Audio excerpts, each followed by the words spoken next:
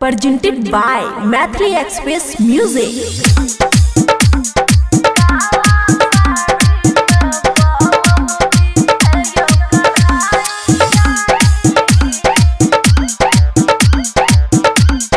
खुशी recording studio Baluaha. पहले दिन सैया कुछ दैला पारत, जे भी मांगब हम सैया उह दैला पारत।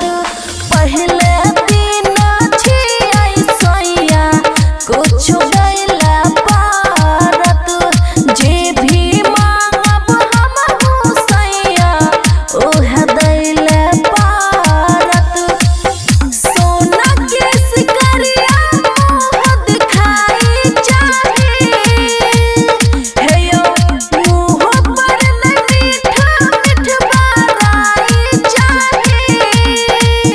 हेयो काला साड़ी में बलम जी कढ़ाई चाहे, काला साड़ी में बलम जी हेयो कढ़ाई चाहे।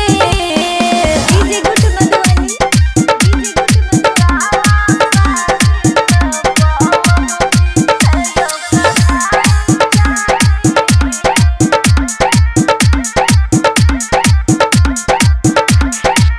चोरी न गहवालियो पायल घुघरू वालियो, कादी सारी चाहियो झालर मोती वालियो।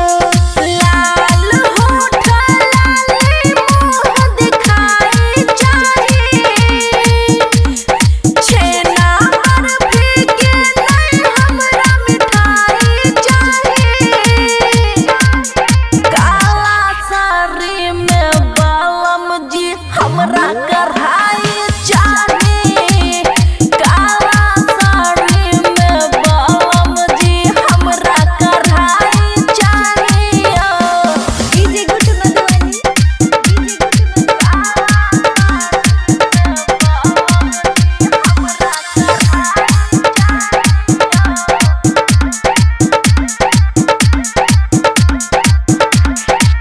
अपन कुछो निशानी दियो तब मजा आलियो, नहीं तो अमन आकी हाथ मोलत रहियो। 1 लाख खुशी के गला छोड़ाई चाहे, हल्का पतला हमरा नहीं मोटाई चाहे। हेयो काला साड़ी में बलम जी हमरा कढ़ाई चाहे, काला साड़ी में बलम जी हमरा कढ़ाई चाहे। सुनो न यो खुशी रिकॉर्डिंग स्टूडियो बलुआहा।